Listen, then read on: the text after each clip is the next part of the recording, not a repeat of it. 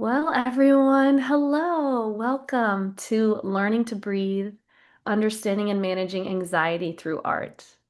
I'm Christine, the Community Initiatives Manager with Arts and Healing Initiative, and I'm your Zoom host today. This program is presented as part of our monthly Hope series, and each session draws on the innate power of the arts to foster mental health and well-being.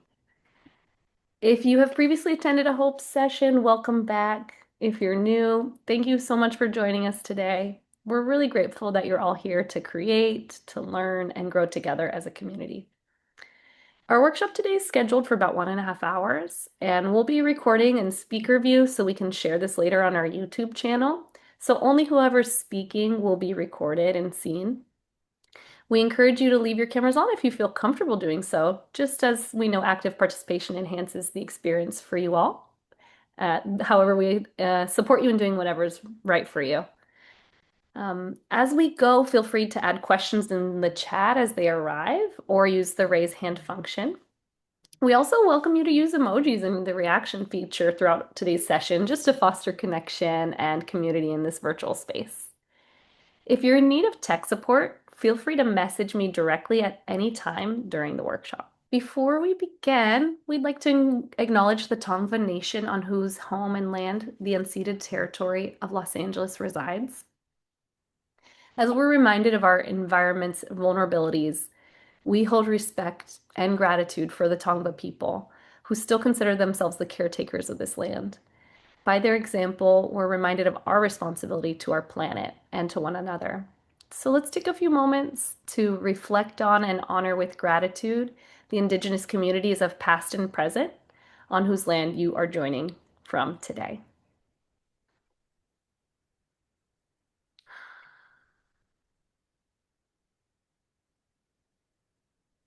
I'm seeing those hearts as well. Thank you for sharing.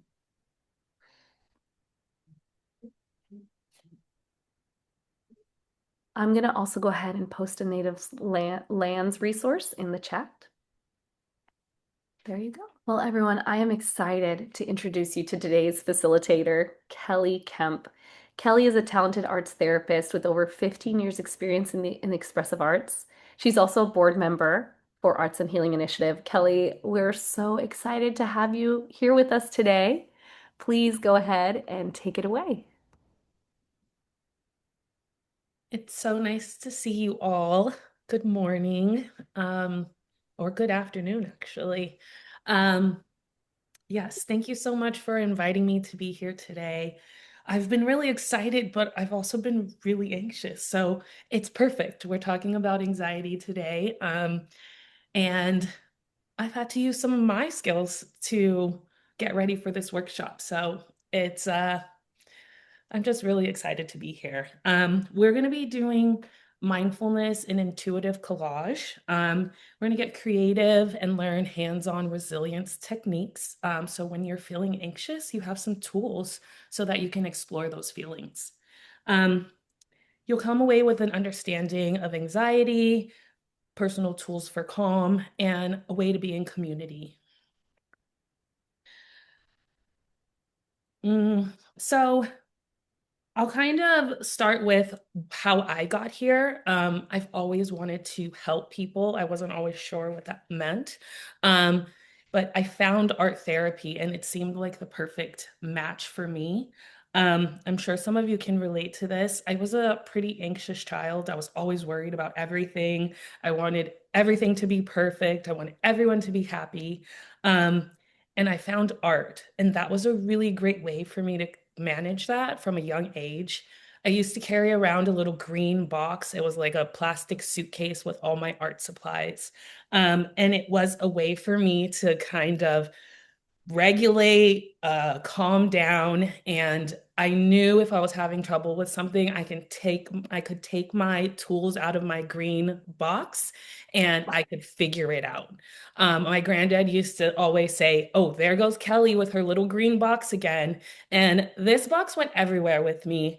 My grandparents lived in Central America, and I'm a child of immigrants. So, that comes with another layer.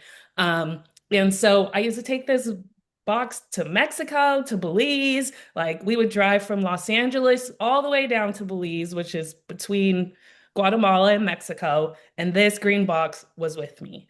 And so I've really developed this long practice of using art as a way to decompress, to get in touch with my feelings, and find the words when they were really difficult to find. Um, so I know anxiety pretty well. It's something that I've been working through since I can remember. So I want to share some of that with you. Um, we're going to talk about this universal human experience. We've all experienced anxiety or worry, stress, and we're going to give it shape, color, and form. We're going to give it a voice. Not to get rid of it, but to understand it in a different way, to be with it in a different way. What does the anxiety feed on? What does it need to eat to live? And how can we kind of calm it down a little bit? And the most important thing I want you to know before we even get started is that there's no wrong way to do this. There's no wrong way to feel, no wrong way to create, no wrong way to participate. And you're welcome here exactly as you are. So before we dive in, I want to give some guidelines, not rules, but agreements that we can join in together so that we can all feel safe and comfortable. This is judgment-free zone. You're free to create what you feel and what you want to share. There's no right or wrong. The goal is not to make something beautiful, it's to express something true to you. We're focused on the process, not the product. So, if you've been to one of these sessions before, I'm sure you've heard that. In art therapy, we talk about that a lot. It's not about the final product, it's about how we got there. This isn't an art class. Some of us have had hard experiences around art. Maybe you were told to stay in the lines or no one asked you to do that. That's not what this is here. Um, and then confidentiality. I mean, as much as we can. We're here being vulnerable. And so let's keep each other's stories safe here. And then you always have a choice. Please make the decisions and the choices that feel comfortable for you here in this space. And your lived experience matters.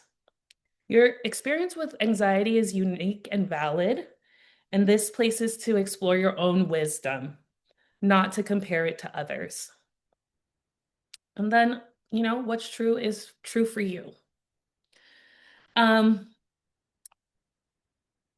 if anyone would like in the chat to share what brought them here to this particular session, you're more than free to share that. Feel free to use the chat. So I want to take a little second for us to transition into our bodies. I don't know if you've already had a busy day, but let's come into this space together. So if you could find a comfortable position, maybe sitting upright but relaxed, whatever feels comfortable for you, feet flat on the floor,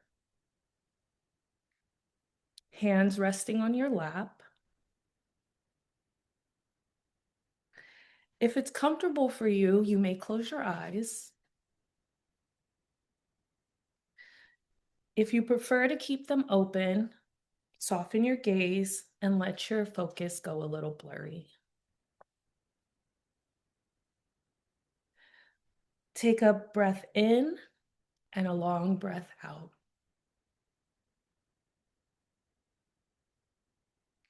Another breath in and out.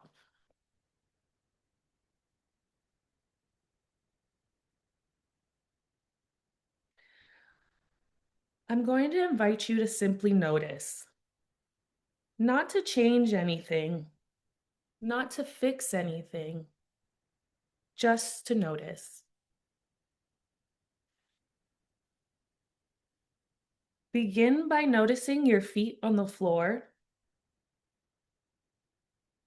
the weight of your body in your chair, your hands resting.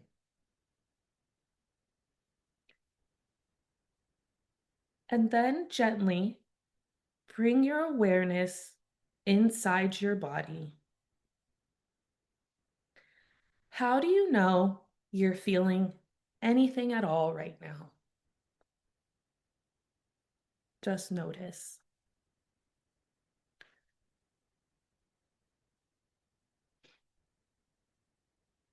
Is there any tightness anywhere? A knot in your stomach? A weight on your chest? Heat in your face? A buzz of energy in your limbs? Restlessness in your legs?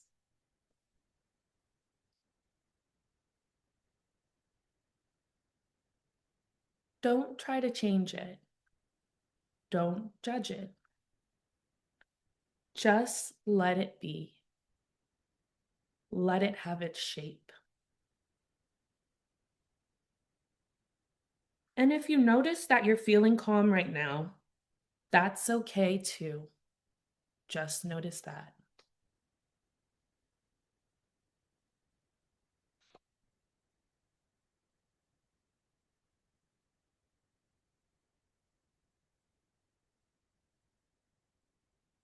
Now, if there is a sensation that feels like something, maybe it's anxiety, maybe it's something else. Just see if you can give it a shape in your mind's eye. Is it round or jagged? Heavy or light? Does it have color? Is it moving or is it still?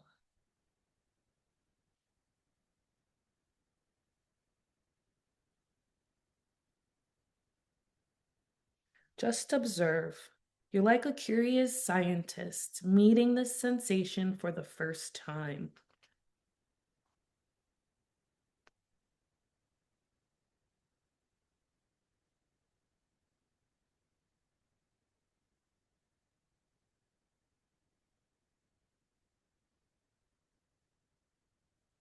When you're ready, gently bring your awareness back to the room. Feel your feet on the floor again, your hands, the air in the room. Slowly, when you're ready, open your eyes.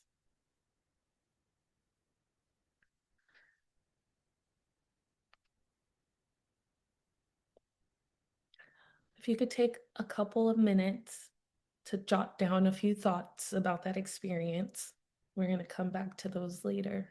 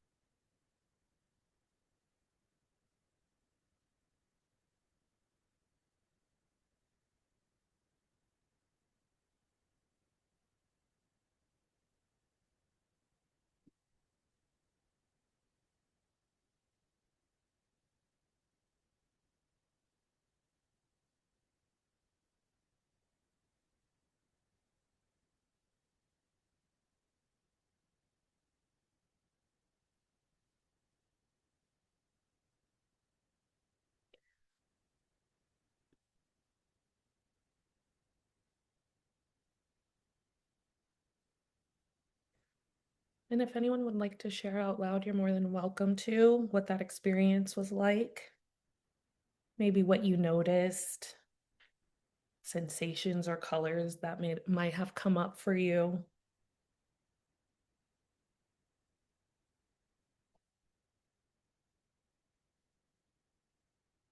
And if not, Feel free to put that down on the paper. I can share. So I think I'm a big practitioner of like just being able to meditate or just sit with your emotions. But it was nice to be able to like think about sensations and colors like that you were prompting me because then like they started to show up. Like I didn't even know they were there, right? Mhm. So you kind of helped me like look at that piece where I usually focus on tightness in my body or like what my thoughts are. So that was interesting in that aspect. Thanks for sharing kind of a new way of seeing and feeling Hmm. your body. Thank you. I see Kyle's hand up. Hi, yeah. Um, what came to mind and what I wrote down afterwards was silent noise says nothing but fills my head. It takes up stock in my, or it takes up space in my upper back and tightens my jaw. Scream or don't or can't, but at the same time, relaxation. And then I just could feel like pulsing, like I could feel a heartbeat throughout all the body. So. That sounds so poetic the way you wrote it And down. I'm not normally. Those are literally just the words that came to me. I'm not a poet in any sense. Maybe, maybe on this Friday you are. Maybe. Thank you. Thank you for sharing that.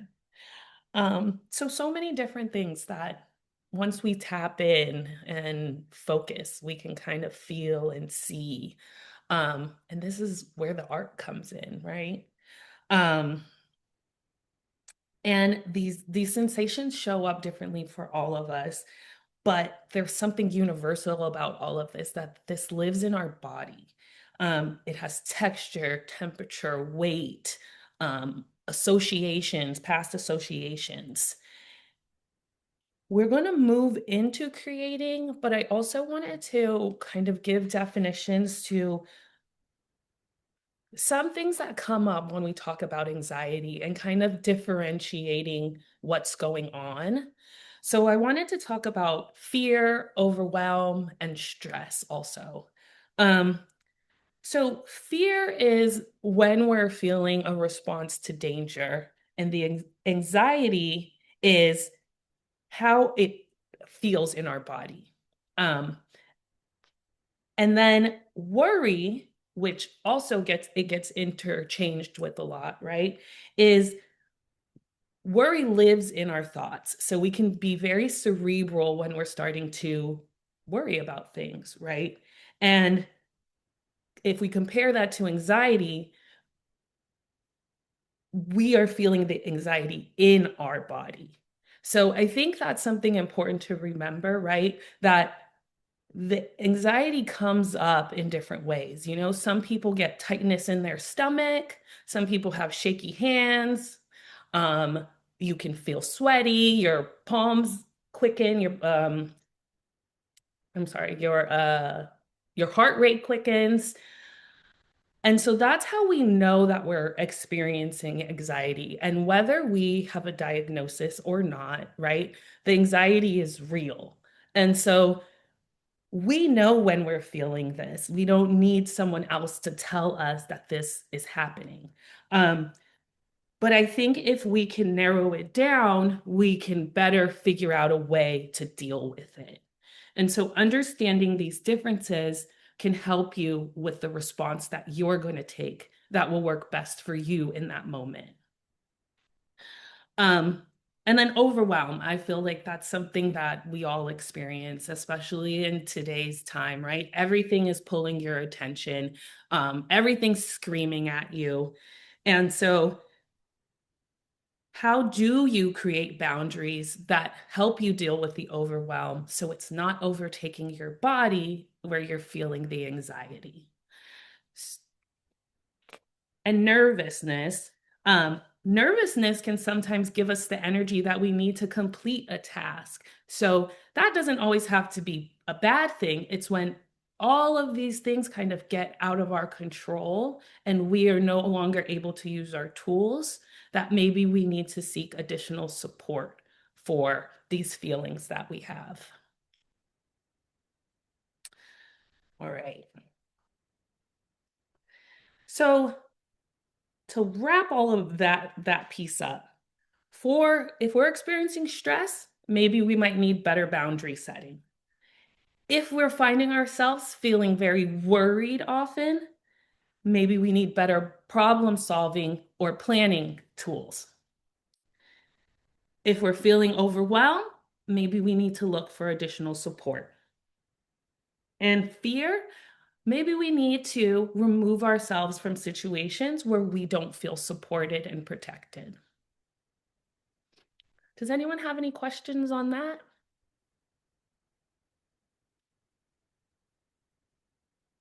Okay.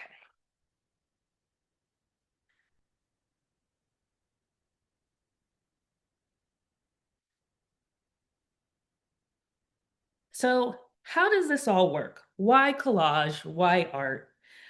It helps us to externalize these feelings that are inside, these things that cause our stomach to be in knots, the things that cause your mind to go racing.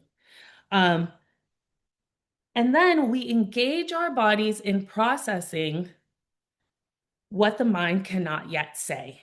When words fail us, when the feelings are too big, too complicated, and overwhelming.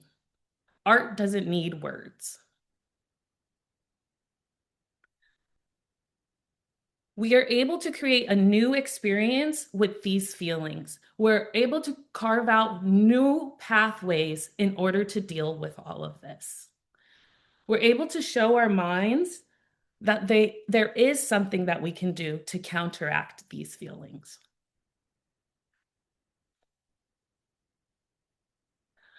So I'm going to give you all a second to check your workspace, make sure you have everything. And then I'm going to share some of the things that I have around me for this process.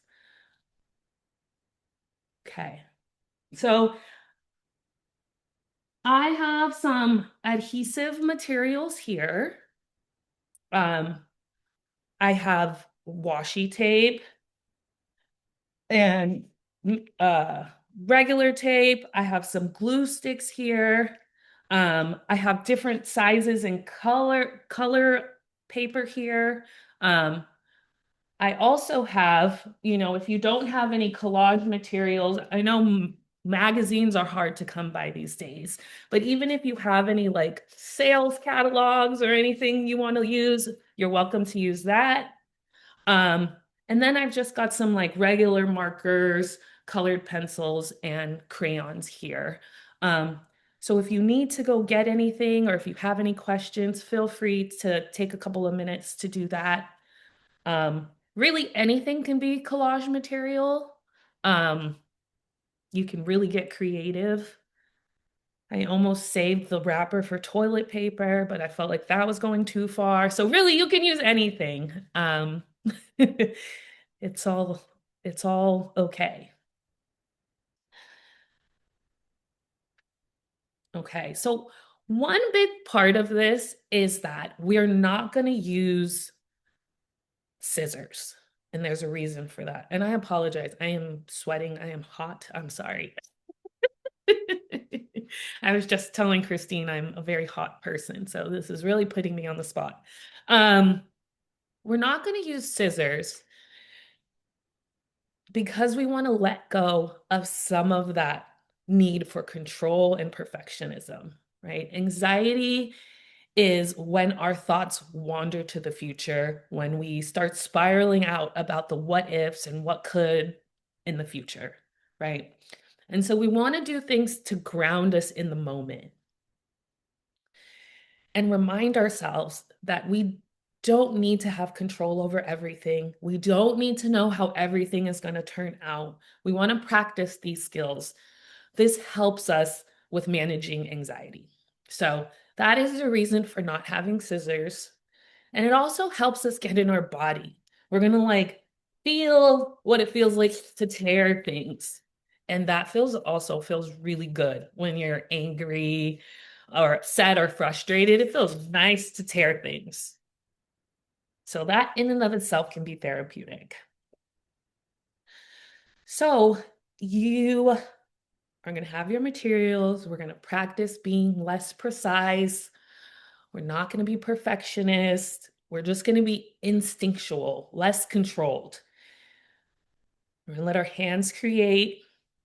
And you're going to choose images, colors, textures that feel like how your body felt earlier. You're going to sink back down into that feeling. And if some of you wrote what that experience was like, you can incorporate that into your piece. If a color feels right, use it. If a shape feels right, use it. You're really going to go with what you're being drawn to.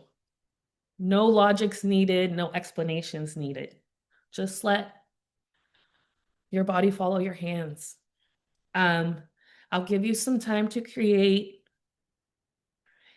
and then we'll come back together and talk about what that experience was like. So, like I said, you can use a base paper.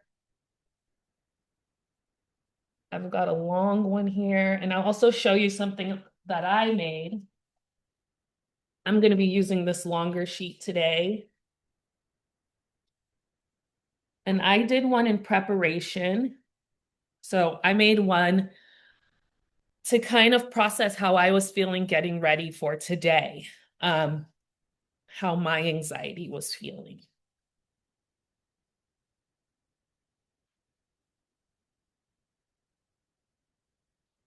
And I won't talk too much about it now, because I want you all to feel free to make whatever feels good, whatever's coming up.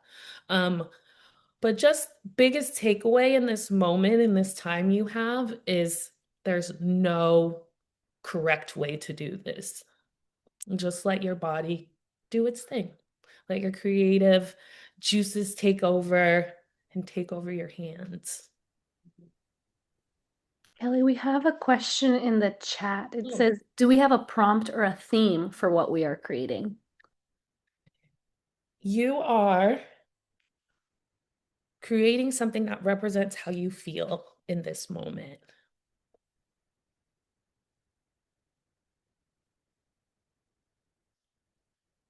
I'm not sure if you need any more explanation than that, but if you do, feel free to ask for more clarification.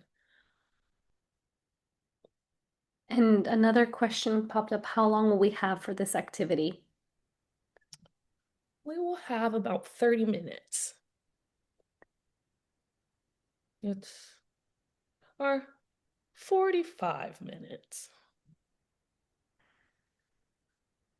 If you like, I'll go ahead and put on some music in the background. Does that sound good, Kelly? Yeah, that sounds great. And you all are free to turn off your camera.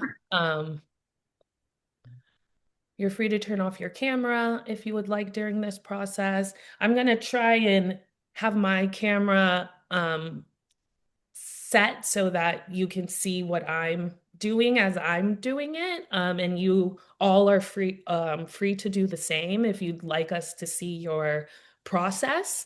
Or you can keep the camera on you, or you can turn it off, whatever feels comfortable. A few more quick questions, Kelly.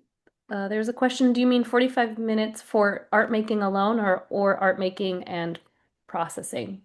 We're here till 2, right? 1:30. Oh, 1:30. I'm sorry. What time is it now? It's 12:30 Pacific okay. right now. Let's do, 30 minutes for art making, and then we'll have some time for processing. And That's we'll see wonderful. how the 30 minutes is going. Thank you, Kelly. And then there's another question that I think I'll let you answer in the chat as well. I'll let you Okay. type that in and I'll get the music going.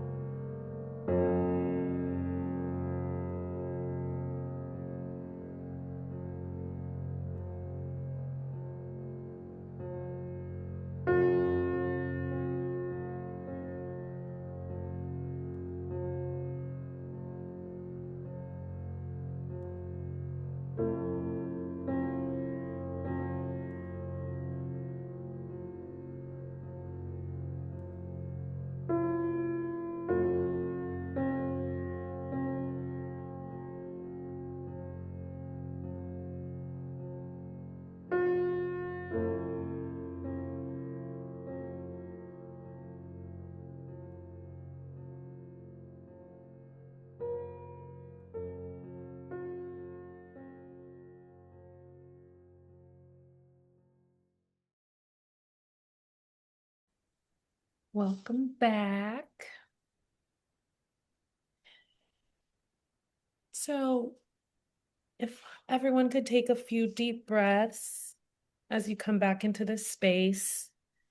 Thank you so much for making art with me.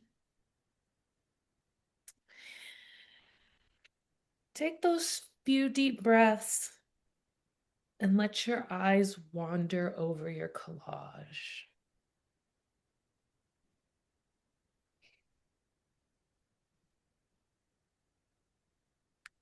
What do you notice now that these feelings have been externalized? What did you see, experience, feel that you didn't expect?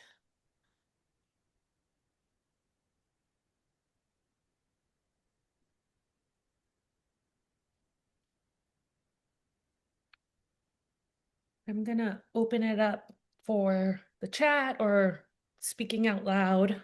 And I'll start with one question. If your collage could speak, what might it say? A freedom to naming it.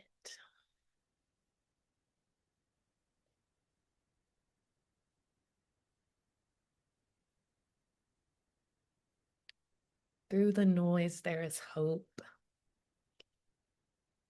Yeah. Devotion. The beat goes on. Self-care isn't selfish. Roar. I love that one. Feed me, feed me oxygen, not noise. Get rid of the negativity. These are all so different. I love that. Lots of activity and things to notice. What's one word for the strongest feeling you have when you look at it? If you'd like to share that also. Energy, a lot of energy. Choice. I don't know if that's tears or tears. It could go either way. Both work. Both are healing. Beautiful, beautiful. And if you would like to point at or show your art and show us one part of the collage that draws your eye most, you can either show it to us and point at it, or you can put it in the chat. I'll share mine. I put little pipe cleaners on here, so that's definitely drawing my eye to that. And this gold washi tape I used.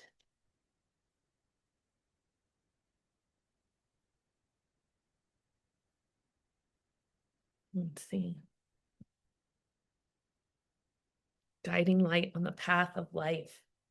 That's beautiful. What about your work and your time surprised you the most?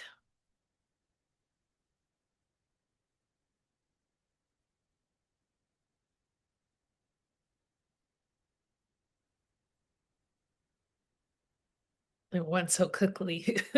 That's always the thing about making art. Not really thinking about what I'm going to do. That's a big one too. That can be hard. Surprised how much I can drop in when a sacred container is safe. Oh, I'm glad you were able to drop in. Countdowns make you nervous. Yes, sorry.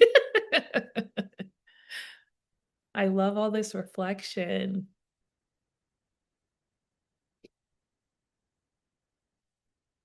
Does this feeling have a name now if it didn't before? So we did some reflection, we sat with our feelings, maybe we knew what they were, maybe not. But through this exercise, were you able to give this feeling a name? And you can do a thumbs up also if that's true, or a thumbs down if it wasn't.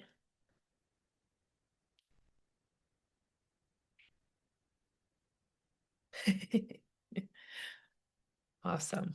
Awesome.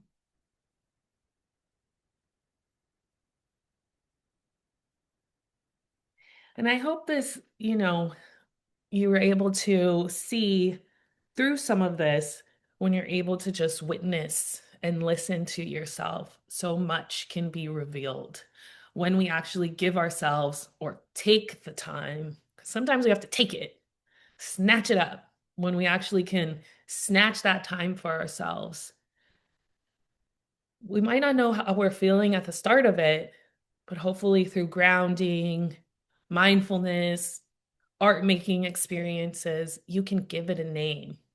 I had a professor who always said, um, you have to name it to tame it, right? And so when you can give it a name, and it doesn't even have to be like the emotion, right? I have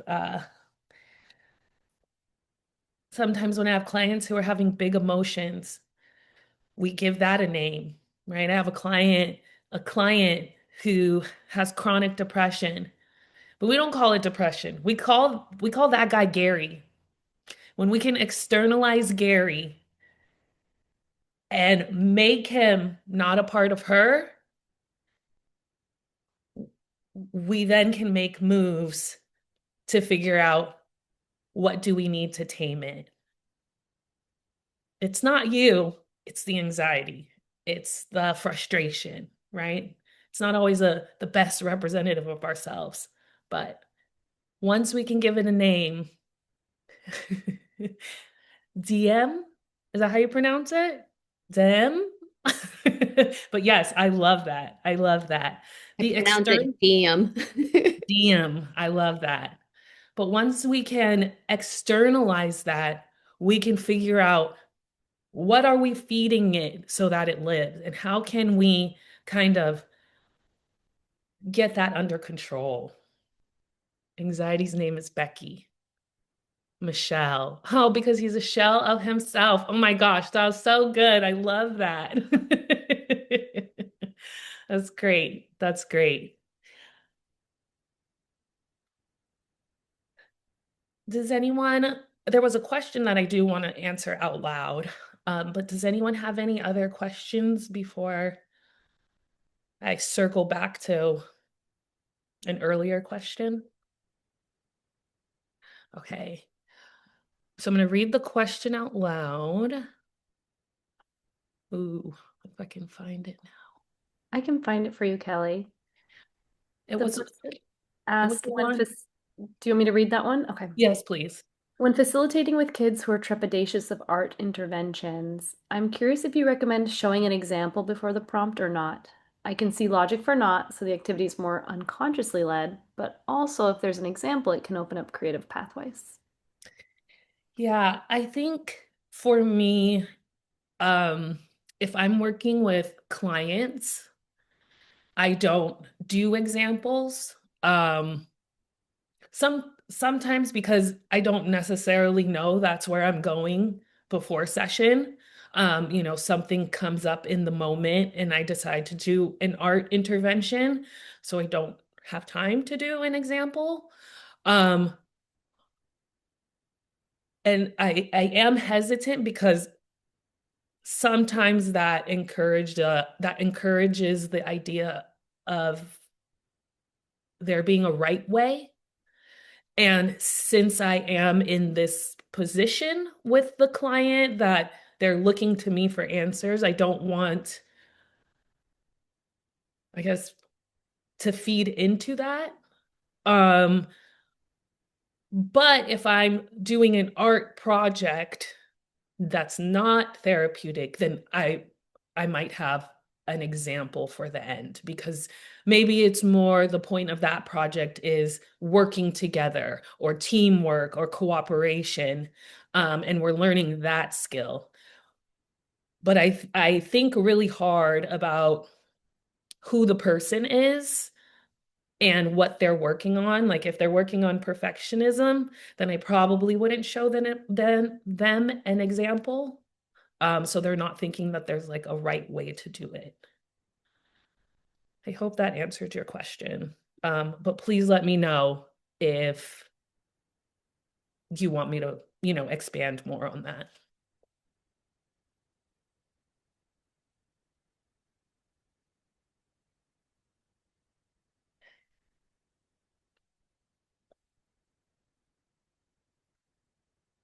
And if anyone, we have like about 10 minutes left. If anyone wants to take this time to share their work, you're more than welcome to. Have any other questions?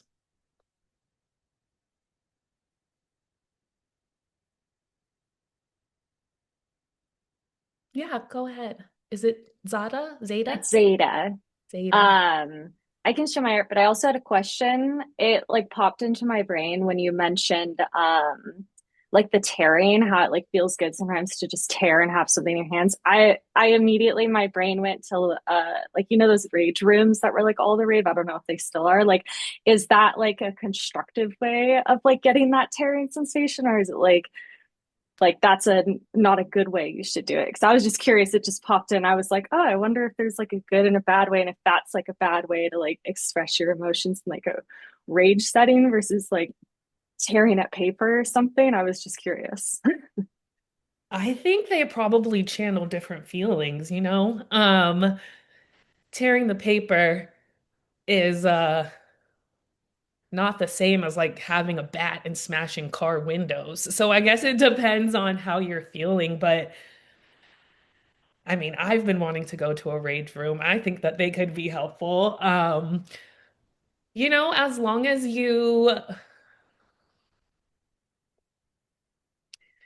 that's a controlled setting, so that seems like I don't necessarily see an issue there.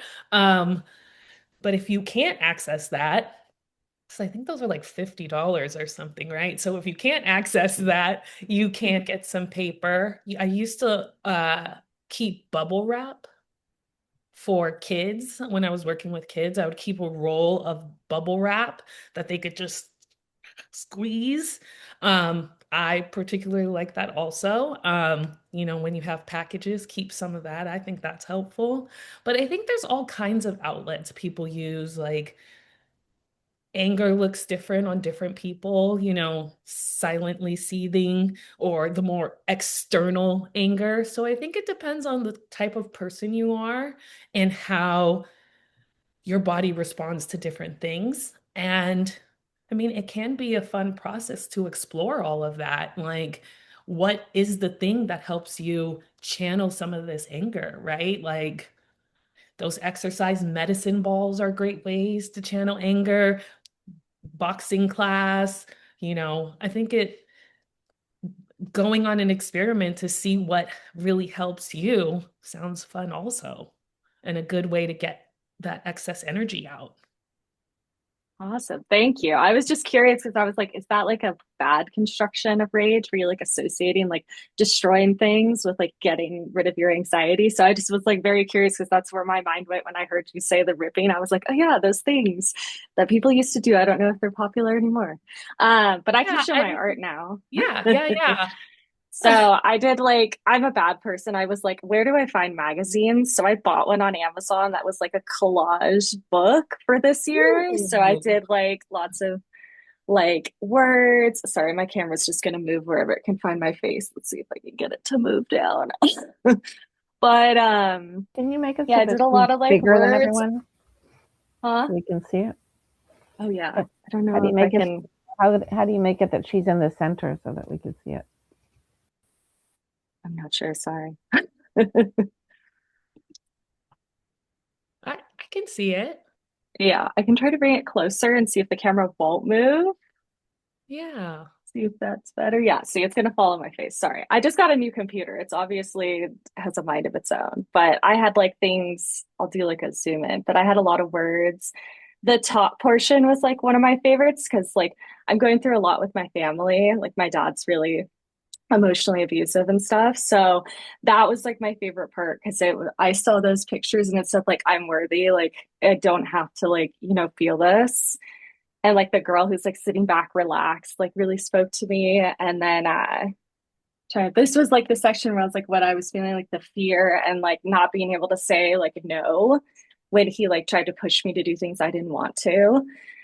And then my favorite ones were the middle ones. Let's see if I can get them in close, which was like a girl. Sorry, it follows my face. I'm like, goodness gracious. There's a girl who was like standing up looking at a waterfall, just like enjoying nature. And then I saw like, I think it's New York City that has like the chains gone. So I like drew around it, like the breaking the glass and like getting freedom and like choosing like I chose silence. Like I just cut him out of my life. And I've done it before and I like came back for like one of my siblings. And this time I was just like, I can't. And so I had like been getting dreams and anxiety and all this stuff. So like this is a really fun way to like let it out. And I hadn't done this since I was a kid when my mom used to think like journaling was popular and we would like rip apart books and stuff. She'd be like, do this with me. And I was like 10 years old and I was like, okay, we're ripping books. I don't think this is what I'm supposed to be doing, but okay. So it like kind of took me back to the nostalgia of like my childhood and like ripping magazines with my mom. And she used to have stacks and she'd be like, we're doing a journaling session right now. And I'm like, okay, when I came home from school. So it was kind of cathartic in a sense. But yeah, that's where my thing. And then I drew all over it because I was like, I have extra time. Thank you so much for sharing that. Thank you. And thanks for letting us know that you can order a Collage magazine. That's so great. I didn't know that exists. That's wonderful. Oh, oh, cool. I've just been like, when I go to the dentist's office, I'm like, can I have some magazines? Thank you so much for sharing.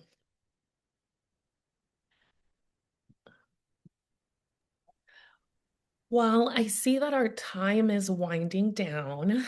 Um, so if there's no other questions or shares, I think Christine has something to say. Kelly, I think there was one question in the chat about your favorite expressive arts or art therapy books and resources. I don't know if you have any on hand that you want to mention. While you're thinking, I think one of the participants, Kelly, says that they love the Malchiotti's Handbook of Art Therapy. I may have butchered that name.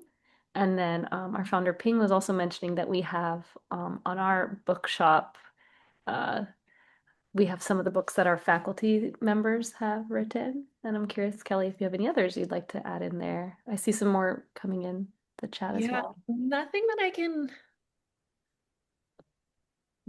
can think of off the top of my head. Well, there's a book by Judith Rubin about child art therapy. I know we've talked about that, working with children. Yeah, I feel like the link Ping sent is probably captures a lot of good ones. Yeah, if I can think of any more, I will let you all know. Beautiful. So, Kelly, thank you so much for leading us through this session. I'm just really so grateful. I'm going to walk us through some of our wrap-up steps now, and are just so appreciative of you. Thank you all so much. It was lovely, lovely being here with you today. And I hope that you now have another tool for your toolbox. Absolutely. Thank you. If y'all can add your heart emojis or whatever you'd like to share, share the love for Kelly. So appreciate you. So, as we're sharing appreciations, I also want to extend appreciation to all of you, our community, who's come here today, and all of you whose generous donations have also enabled us to continue to offer these free workshops each month, as well as the Los Angeles County Department of Arts and Culture, who makes our Hope series possible. Thank you all for joining us here today.